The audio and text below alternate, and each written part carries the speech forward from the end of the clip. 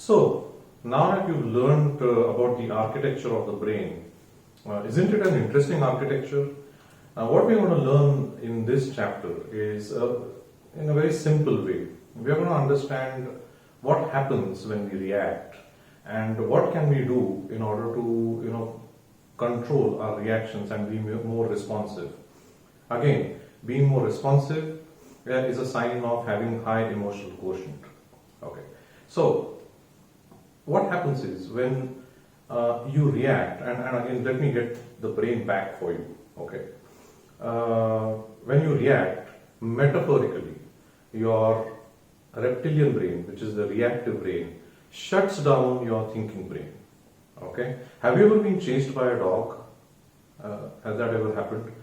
And if it has, then you will have either of these three responses if you've been chased by a dog. One is, I know some people who get frozen. They don't know what to do when a fierce, barking dog is, approaching them. So the first reaction over here is freezing. Then you have the second reaction. Some people run away, and that's the flight approach. And then you have some people who will, lift up a stone and would want to hit the dog, and that's the fight approach. These three approaches, freeze, flight, and fight, are reactive approaches.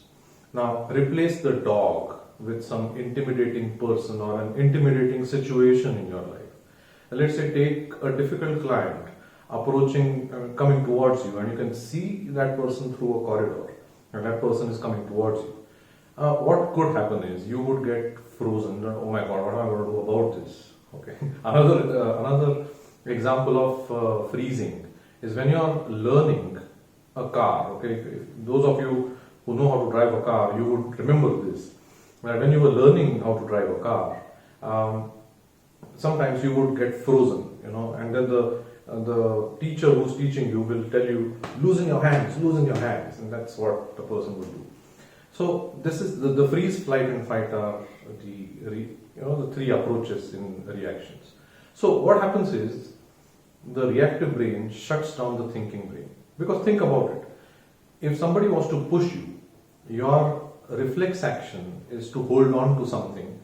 It's the reptilian brain doing its job to protect you from any kind of danger.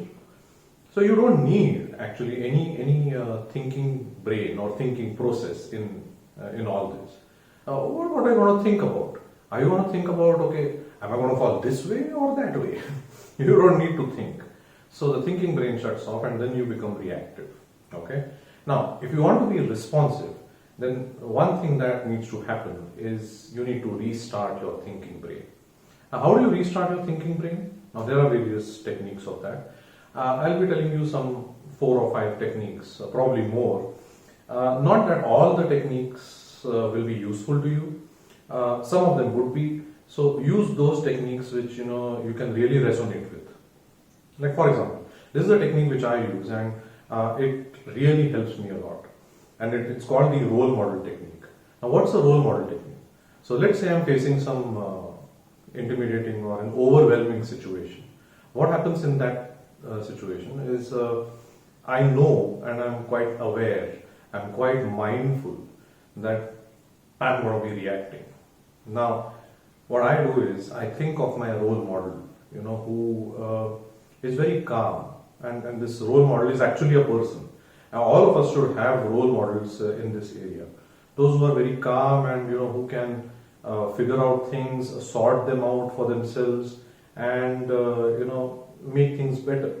So I think of that role model, and I think I put that role model in my shoes. It's like the reverse empathy.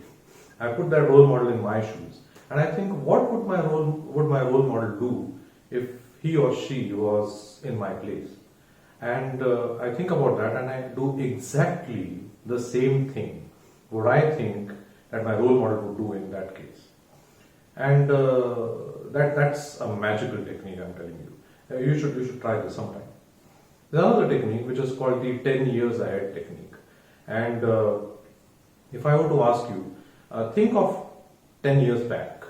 Okay, when remember some incident where you think today that you could have handled better. Think of that incident. And now, because you know a lot of things which you didn't know back then, that is why you reacted in certain way during that situation. Now, today, if I were to ask you what would you have done differently in that event, you would tell me probably 5 or 10 different things what you would do differently. Now, we are going to be using this in a reverse way. Place yourself 10 years ahead. Now, this is 2020. Okay, think of you are in 2030, and from there look at this event, this overwhelming event which you are facing, where you could become reactive. Now, from 2030, think of how differently you could have managed it. I know it is a little bit of a time scramble, but you know what? You are actually putting your brain in such a frame that suddenly it finds resources from 2030. Okay, and from 2030, the brain actually gives you some responses. Okay, I think that you should have done this in 2020 and do exactly that. That's one technique. So you have one is the role model technique. The other technique is the future technique, or 10 years ahead technique. I have another technique which involves self-talk. Now, what is self-talk? You say something to yourself to motivate yourself in that given situation. Maybe things like, this situation is actually testing me for how temperamentally fit I am. Now, you know why you should have a self-talk, and I recommend this to all the people who are very impulsive or reactive. I always tell them that always go for, in the morning or in the evenings, go for a walk for 1 hour. Not only for exercising, which is actually good, but when you're walking, talk to yourself. We don't talk to ourselves. Have you realized that? And when you talk to yourself, and especially in that overwhelming or a difficult situation, what you're doing is you're using language, and language is a code of your thoughts. And when you say it is a code of your thoughts, it basically requires your thinking brain, because it's a code, it's analytics, it's ask any programmer. And the programmer, when he or she is writing a code, needs to use the prefrontal cortex more. So when you use language to talk to yourself, you're actually activating the thinking brain. In the process, you're actually buying time for yourself, so that you can respond to that situation better. Another technique is the dissociation technique. Now, what is a dissociation technique? Imagine yourself, you are in this situation where you don't know how you're supposed to respond. Think of you as the fly on the wall, a wise fly on the wall, and that fly on the wall is actually an expert. An expert tells you what should be done in this situation. And this thought actually comes from whenever you're watching a cricket match or a football match. Now, we are not associated with that game, in the sense we are not playing that game, and we are looking at that game, or we are watching that game as a third person. Suddenly we become wise people and start telling that okay, the captain should do this, the captain should do that, the field should be placed in such a way, etc., etc. So the moment you dissociate yourself from the situation, wisdom comes in. Okay, again, wisdom comes from multiple perspectives. That's another way of responding. Now, I know some people who have let's say the faith. Okay, let's say you follow some person or you follow some god. The picture of that god or that prophet, they have it in their wallets, and whenever they want to feel a bit calm and peaceful, they open on the wallet and look at that picture, and they feel calm. Now, this doesn't work for me, but it works for a lot of people I know. So if it works for you, you should do it. And similar to this technique actually is the ring concept. They say that the pearl is a calming jewel. So if you are wearing a pearl ring, or let's say a ruby, another calming jewel is ruby. Now again, I'm telling you, it's a part of a belief. It may or may not be true for everybody, but if it works for you, you should try it out, right? There's another technique which I use, and that is humor. Let's say there's a difficult situation.